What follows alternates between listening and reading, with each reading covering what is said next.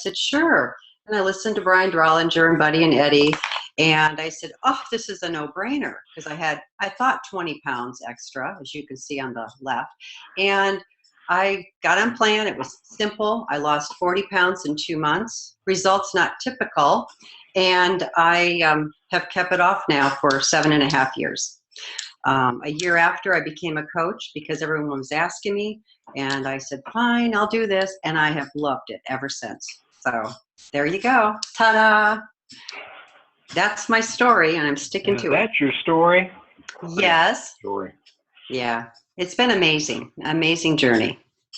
That's great. I really can see a lot of difference with that. How's your energy level now? Energy levels up. As we get older, it just makes a huge difference having that all that extra off.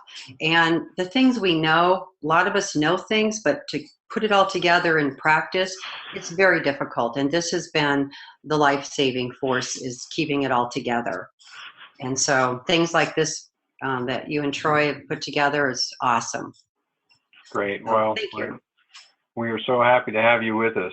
So let me just go ahead and introduce Rita Wheeler and our technical difficulties, and I apologize again with our participants that we had this, but a little bit of an issue. So I want to go ahead and continue on. You have prepared for us week 7 in the Habits of Health, and I'm going to go ahead and stop this screen share, and of course we're going to jump right into the Habits of Health as well. Okay, so let me go ahead and get that one going. Are you already recording? I am. All right. Well, you know what? I'll just save time. We're in week 7, which is really in the Habits of Health book, chapters 13, 14, and 15. And in the workbook, the lesson number 11, that workbook is very important to use. It's very amazing how much this complements, and then you can get into the nuts and bolts in the large book. I think we kind of get caught up in all the details, and you have to put into practice. And so week 5 was really eating for weight control, learning the portion sizes, being able to implement that in your daily life, and keeping the balance in your body, the glycemic balance, and knowing, you need to fuel your body when you're hunger, and keeping that waist size at a appropriate waist size. And you can increase your T. That's total energy expenditure, and there's some things with that we'll talk about tonight. And of course, using the Habits of Health system is vital to keeping a healthy lifestyle.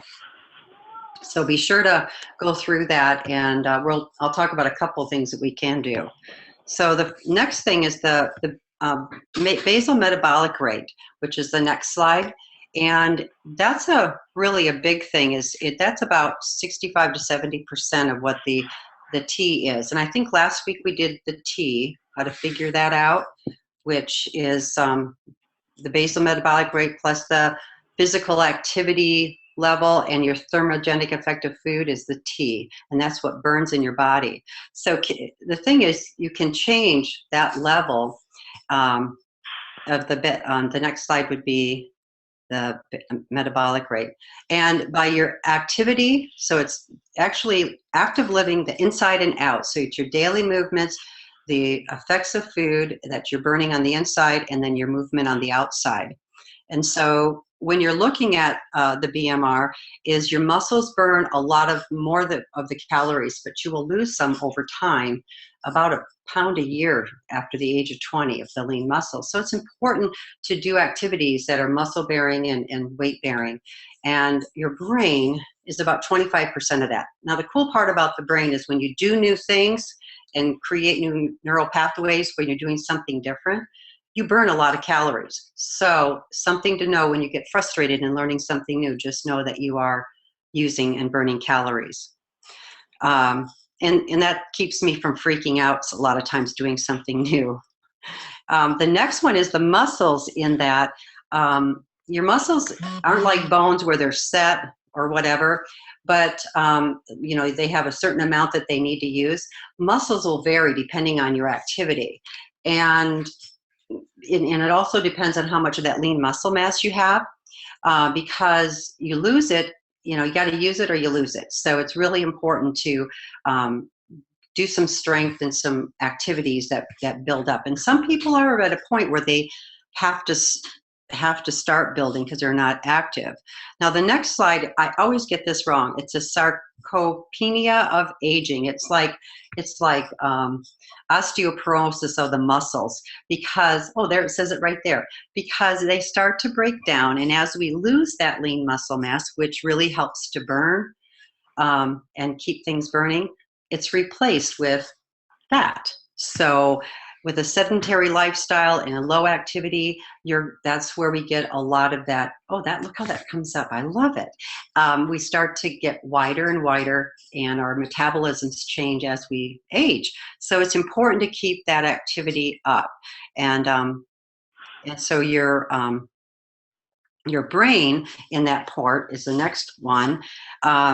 When it accounts for 25%, when you're learning new activities, you're doing new tasks, you're doing things with the other hand, it creates and increases the brain, and our brain gets old and things if you don't use that also. So it improves the health of your brain and how you think and function. So it's very, very much a muscle that you need to use. The next slide is the some of these are out of order in my brain, but it's fine. But the thermogenic effects of food, because your food, if it's chosen properly, you will burn more. So, like eating every 3 hours, that's our habit of health here. Your leaner proteins and your healthy fats. One thing is drinking cold water really helps. And so when you're cooler, you burn more. Your body has to heat up. So it's important that you don't keep yourself too warm. And of course, some of the other things that you can add in, like mustard and ginger and some green teas, red peppers are good. Right there it says.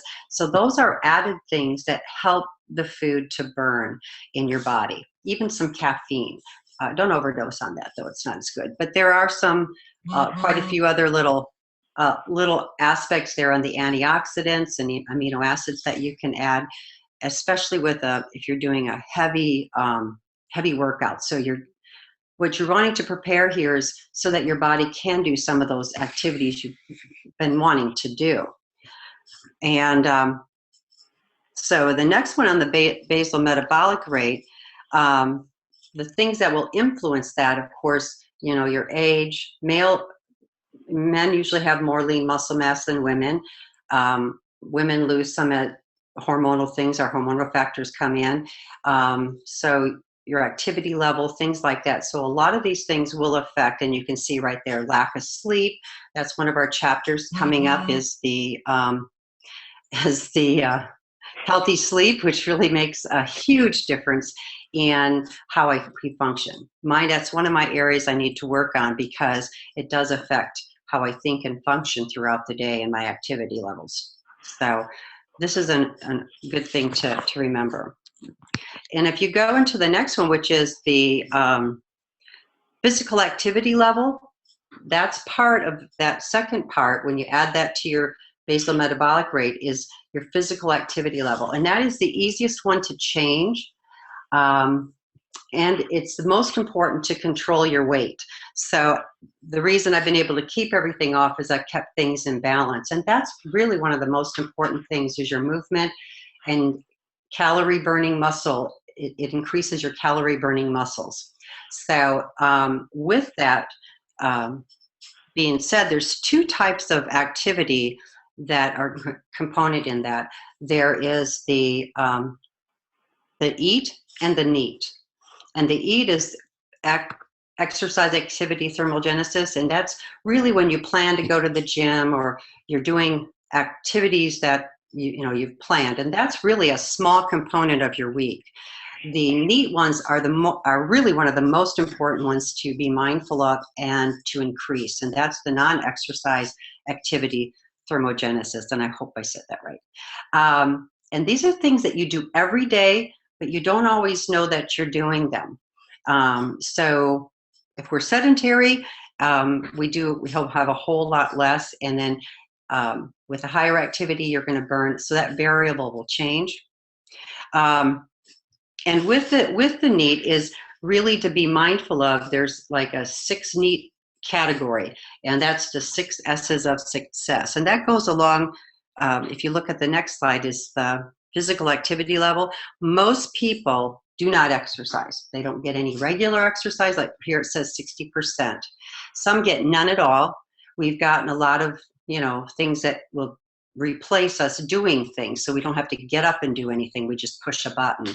So you want to remember, if you haven't been exercising, it is really important to really start with your NEAT. And that's one of the things in the weight loss part of this, is not to do anything too much, because you want to be going after the fat stores. But once you've gotten your weight under control, then you can actually do a little bit more. Your flexibility is greater. You've developed a more active lifestyle, then you really want to do more things. So, but let's look at the NEAT. That would be the next one. And that's the non-exercise activity thermogenesis, and that's the calorie burning part.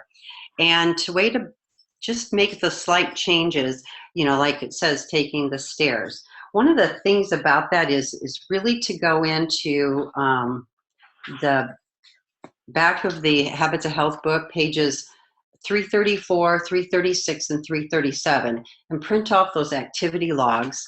And what you want to do with that, for 7 days, you use the log to track your NEAT activities from the time you get up until you go to bed for 1 week, so you know that you have a starting point. And that's kind of like the structural tension. It's going to support your primary choices, which is getting healthier. The secondary is, of course, the 6 S's. That is the strategies to increase the NEAT. So that would be something to put on your list to log. And it may seem tedious, but it's the things that you do. Taking the stairs, parking farther away, doing the dishes, things like that. Then you will know to increase that, because you'll want to go actually towards 120 of these NEAT points per day for 30 days after that first 7. It really helps you to burn an additional 200 calories a day.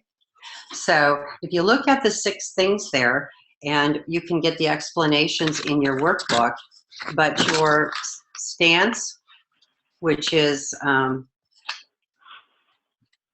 just your posture.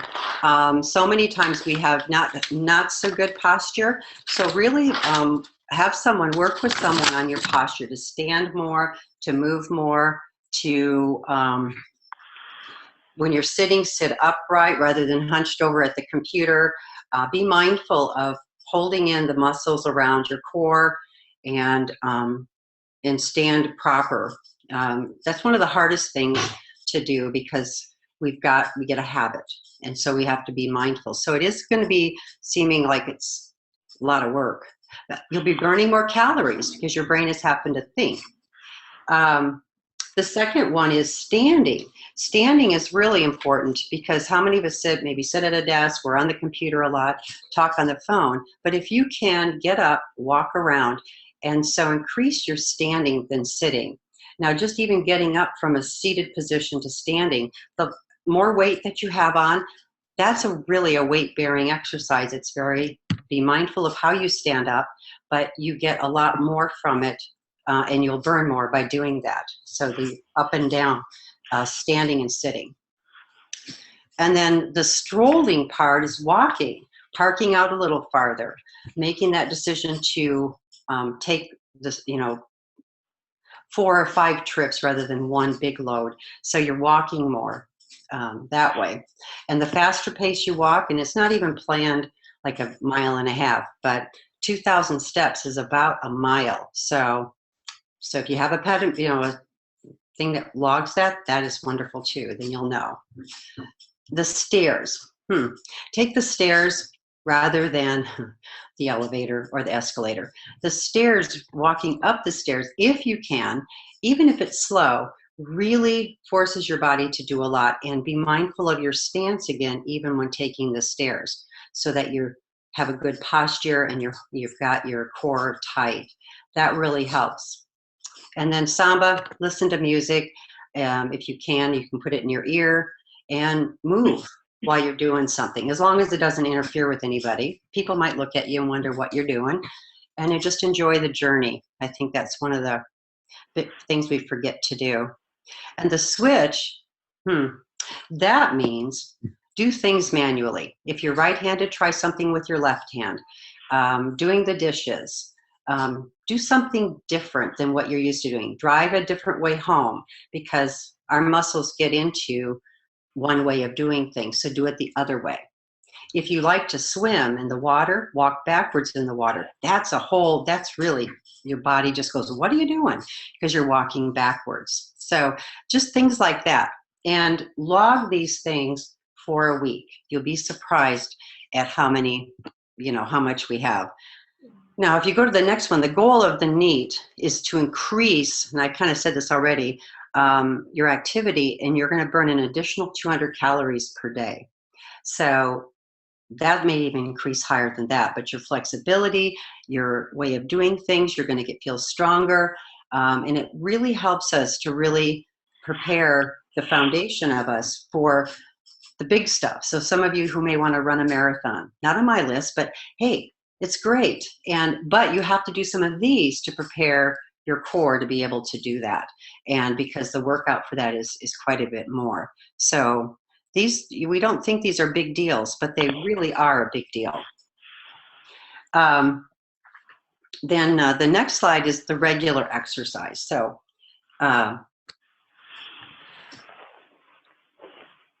if you are going to do, regular exercise is great, but it's only about 2% of our daily activities and stuff. So your NEAT is almost 60% or more of what we have throughout the day, where structured exercise is only for 2, 3, 4 times a week. But it is a really important thing to do.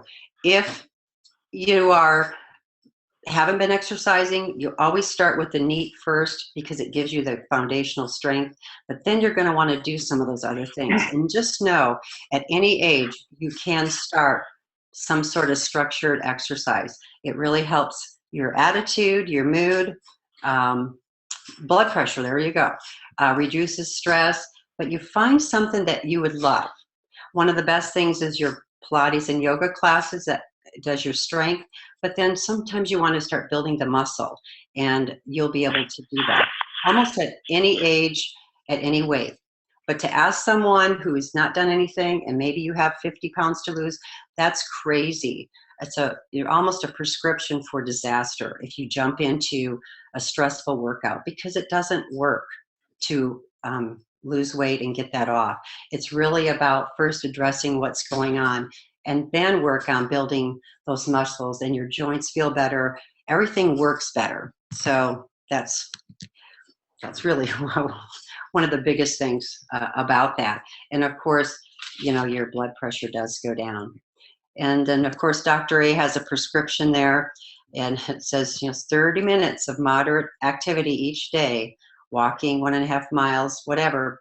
That is probably the best thing you could do, is to do that. We think we have to do all of these other big body pump classes and everything, and those are fun, but these things really keep you moving and keep you wanting to do more.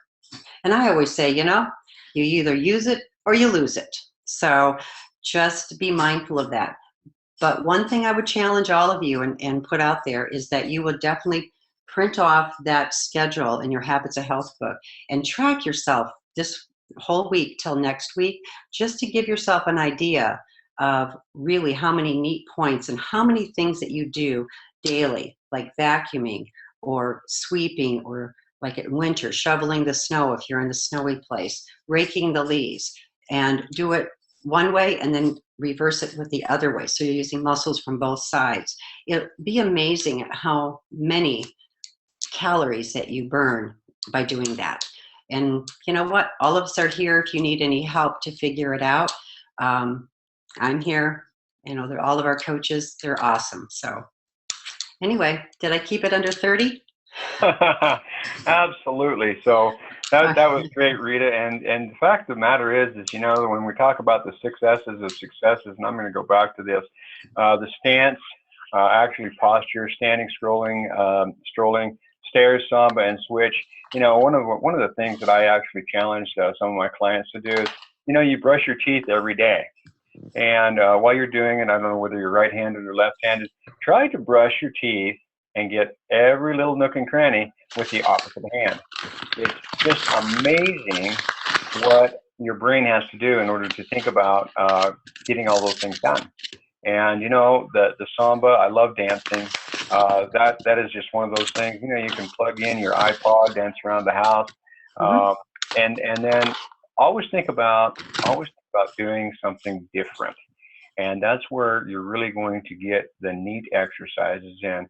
Instead of taking that elevator up one floor, take a stairs, and then you know, walk down the stairs as well. So you're using both of the muscles that you have in your legs to go up and down. If you have to use the handrail, by all means do that.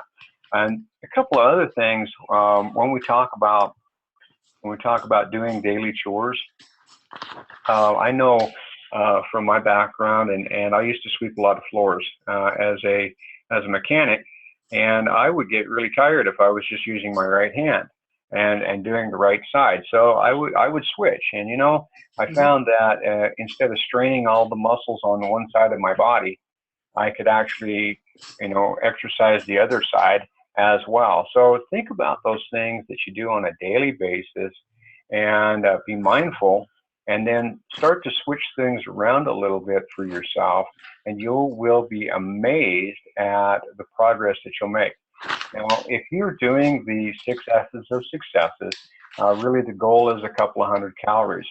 And it doesn't take a lot in order to achieve that extra 200 calories every day, or even through the week, to you know, burn the little extra fat that you've got going on. Did you have anything to add with that? Well, you know, something in one of the areas in the standing, something as simple as standing. The target is 2 hours of standing per day. So, you know, you're looking at that burns 120 calories per day. So you just kind of go, wow. So you don't realize how much you don't stand, and just that simple thing of standing. And so by tracking, you'll actually know how much you actually do. And it just takes a little bit, but just have it right there and write it down. And definitely, we think we do things, but until you get it on paper and look at it in black and white, then you will know for sure, because that's the key to really the long-term optimal health. And you go to the next level. Excellent. And that's about it. Well, the other thing is drinking cold water. Really good point. You know, I'd like to get up in the morning and have about 16 to 18 ounces of cold water right out of the refrigerator first thing. That's even before I would, you know, have a cup of coffee or some tea. So what that really does is that ignites your metabolism, and because our metabolism actually has to warm up that water for it to even start to process. So it's a really good idea. If you want to jumpstart your day, have a cold glass of water first thing in the morning. Yep.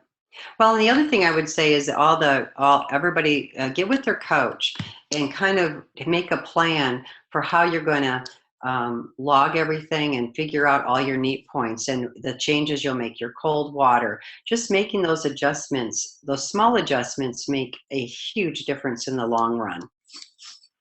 And I can agree with that. Absolutely. Well, I think as it is, and I know that we're trying to be mindful of everybody here tonight, I do really appreciate the fact that everyone was on, and hopefully we haven't left any questions unanswered. I don't see anything else in the queue. But I really appreciate your participation this evening, and hopefully, again, we won't have any technical difficulties. Thank you so much, Rita. Thank you. For sharing your story with us and presenting the Habits of Health tonight. Thank you. And if that's all, then I think we'll bid everyone a good evening. Thank you so much. Good night. Bye-bye. Bye-bye.